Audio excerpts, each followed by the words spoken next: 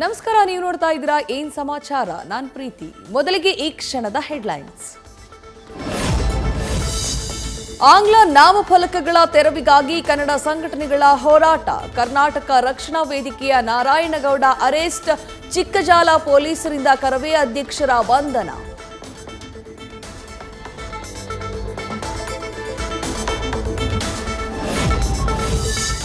ಕಾಂಗ್ರೆಸ್ ಸರ್ಕಾರ ನಮ್ಮನ್ನ ಕೆಟ್ಟದಾಗಿ ನಡೆಸಿಕೊಂಡಿದೆ. ಲೋಕಸಭಾ ಚುನಾವಣೆಯಲ್ಲಿ ನಮ್ಮ ಶಕ್ತಿಯನ್ನ ತೋರಿಸುತ್ತೇವೆ.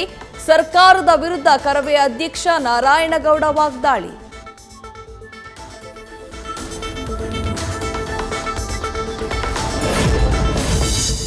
ಇಂದು ಮತ್ತಷ್ಟು ತೀವ್ರಗೊಳ್ಳಲಿದೆ ಕರವೇ ಪ್ರತಿಭಟನೆ. ರಾಜ್ಯದಾದ್ಯಂತ ಪ್ರತಿಭಟನೆಗೆ ನಾರಾಯಣಗೌಡ ಕರೆ. ಇಂದು ಸಿಎಂ ಗೃಹ ಸಚಿವರ ಮನೆ ಮುತ್ತಿಗೆ ಹಾಕಲಿರುವ ಕರವೇ ಕಾರ್ಯಕರ್ತರು.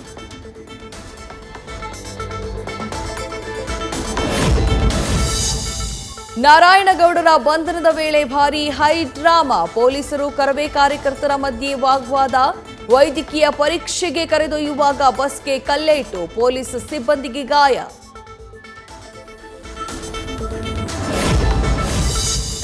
ಮಧ್ಯರಾತ್ರಿ ಕರವೇ ಅಧ್ಯಕ್ಷ ನಾರಾಯಣಗೌಡರ ಬಂಧನ.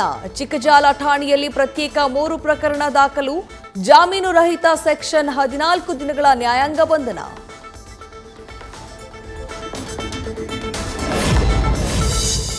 ಲ್ಯಾವೆಲ್ಲೆ ರೋಡ್ನಲ್ಲಿ ಇಂಗ್ಲಿಷ್ ಬೋರ್ಡ್ಗಳನ್ನು ಹೊಡೆದು ಹಾಕಿದ ಪ್ರಕರಣ. 15 ಮಂದಿ ಕರವೇ ಕಾರ್ಯಕರ್ತರ ಮೇಲೆ ಎಫ್ಐಆರ್. ಕಬ್ಬನ್ ಪಾರ್ಕ್ ಪೊಲೀಸ್ ಠಾಣೆಯಲ್ಲಿ ಕೇಸ್.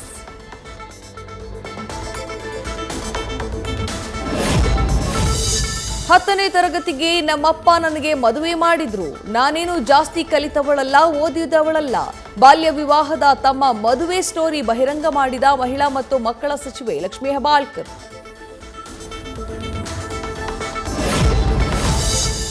ದೀಪ ಆರುವಾಗ ಜಾಸ್ತಿ ಉರಿಯುತ್ತೆ. ಬಸನಗೌಡ ಪಾಟೀಲ್ ಯತ್ನಾಳ್ಗೆ ಅಂತ್ಯದ ಕಾಲ ಬಂದಿದೆ. ಸ್ವಪಕ್ಷದ ಶಾಸಕನ ವಿರುದ್ಧವೇ ಮಾಜಿ ಶಾಸಕ ರೇಣುಕಾಚಾರ್ಯ ಆಕ್ರೋಶ. ರಾಜ್ಯ ಬಿಜೆಪಿಯಲ್ಲಿ ಜಿಲ್ಲಾ ಅಧ್ಯಕ್ಷ ಆಯ್ಕೆ ಕಸರತ್ತು. 39 ಸಂಘಟನಾತ್ಮಕ ಜಿಲ್ಲೆಗಳಲ್ಲಿ ಜಿಲ್ಲಾ ಅಧ್ಯಕ್ಷರ ನೇಮಕಕ್ಕೆ ವಿಜಯೇಂದ್ರ ಒತ್ತು. ಕಾರ್ಯಕರ್ತರ ಅಭಿಪ್ರಾಯ ಸಂಗ್ರಹಿಸಿ ಬಿಜೆಪಿ ಜಿಲ್ಲಾಧ್ಯಕ್ಷರ ನೇಮಕಕ್ಕೆ ತೀರ್ಮಾನ.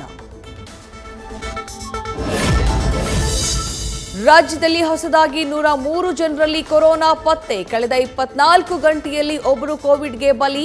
ಬೆಂಗಳೂರಿನಲ್ಲಿ 80 ಮಂದಿಗೆ ಸೋಂಕು.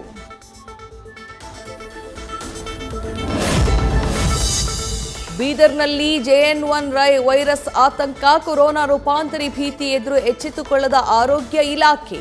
ಕೋವಿಡ್ ಟೆಸ್ಟ್ಗಳ ಸಂಖ್ಯೆ ಹೆಚ್ಚಿಸದ ನಿರ್ಲಕ್ಷ್ಯವನ್ನ ಮಾಡುತ್ತಿದೆ. ಮುರುಘಾ ಶ್ರೀಗಳ ವಿರುದ್ಧದ ಪೋಕ್ಸೋ ಪ್ರಕರಣ. ವಾರ್ಡನ್ ರಶ್ಮಿಗೆ ಹೈಕೋರ್ಟ್ನಿಂದ ಜಾಮೀನು. ಚಿತ್ರದುರ್ಗ ಜೈಲಿನಿಂದ ರಿಲೀಸ್.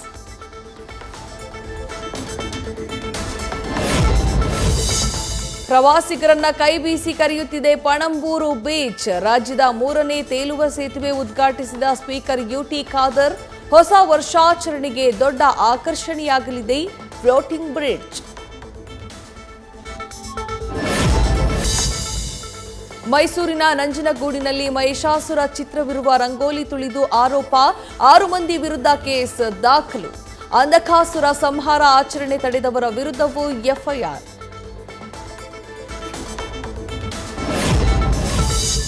ಮಂಗಳೂರಿನಿಂದ ಉಡುಪಿ ಮೂಲಕ ಹಾದು ಹೋದ ವಂದೇ ಭಾರತ್ ರೈಲು ಗೋವಾದವರೆಗೆ ಪ್ರಾಯೋಗಿಕ ಓಡಾಟ. ಡಿಸೆಂಬರ್ 30ರಂದು ಅಧಿಕೃತವಾಗಿ ಸಂಚಾರಕ್ಕೆ ಚಾಲನೆ.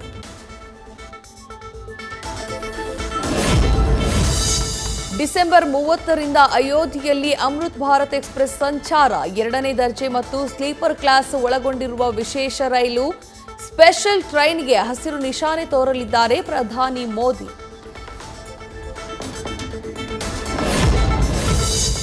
ಭಾರತೀಯ ರಿಸರ್ವ್ ಬ್ಯಾಂಕ್ ಕೇಂದ್ರ ಕಚೇರಿಗೆ ಬಾಂಬ್ ಬೆದರಿಕೆ ಮೇಲ್ ಪ್ರಕರಣ. ಇಮೇಲ್ ಕಳುಹಿಸಿದ್ದ 3 ಬಂಧನ. ಮುಂಬೈ ಕ್ರೈಮ್ ಬ್ರಾಂಚ್ ಪೊಲೀಸರಿಂದ ಬೆದರಿಕೆಕೋರರನ್ನ ಅರೆಸ್ಟ್. ರಷ್ಯಾದಲ್ಲಿ ಭಾರತೀಯ ವಿದೇಶಾಂಗ ಸಚಿವರಿಗೆ ಅದ್ದೂರಿ ಸ್ವಾಗತ. ಜೈಶಂಕರ್ ಜೊತೆ ವ್ಲಾಡಿಮಿರ್ ಪುಟಿನ್ ಮಹತ್ವದ ಮಾತುಕತೆ. ಉಕ್ರೇನ್ ವಿರುದ್ಧದ ಸಂಘರ್ಷದ ಬಗ್ಗೆ ಮೋದಿ ಸಲಹೆ ಕೇಳಿದ ಕಮ್ಯುನಿಸ್ಟ್ ರಾಷ್ಟ್ರದ ಪ್ರೆಸಿಡೆಂಟ್. ಇಟಲಿ ಭಾರತದ ಸ್ನೇಹ ಸಂಬಂಧದ ಮಧ್ಯೆ ಮತ್ತೊಂದು ಮಹತ್ವದ ನಿರ್ಧಾರ. ಭಾರತೀಯ ವಿದ್ಯಾರ್ಥಿಗಳಿಗೆ ಶಿಕ್ಷಣದ ನಂತರ 12 ತಿಂಗಳು ಹೆಚ್ಚುವರಿಯಾಗಿ ಉಳಿಯಲು ಅನುವು. ಮೆಲೋನಿ ಸರ್ಕಾರದಿಂದ ಇಂಡಿಯನ್ ಕಾರ್ಮಿಕರಿಗೂ ಬಂಪರ್ ಕೊಡುಗೆ. ಭಾರತ ಸೌತ್ ಆಫ್ರಿಕಾ ಮಧ್ಯೆ ಮೊದಲ ಟೆಸ್ಟ್ ಪಂದ್ಯ. ಎಲ್ಗರ್ ಭರ್ಜರಿ ಬ್ಯಾಟಿಂಗ್ನಿಂದ ಸಂಕಷ್ಟದಲ್ಲಿ ಟೀಂ ಇಂಡಿಯಾ. ಫಸ್ಟ್ ಇನ್ನಿಂಗ್ಸ್ನಲ್ಲಿ 11 ರನ್ ಲೀಡ್ನಲ್ಲಿರೋ ಬಹುಮ ಪಡೆ.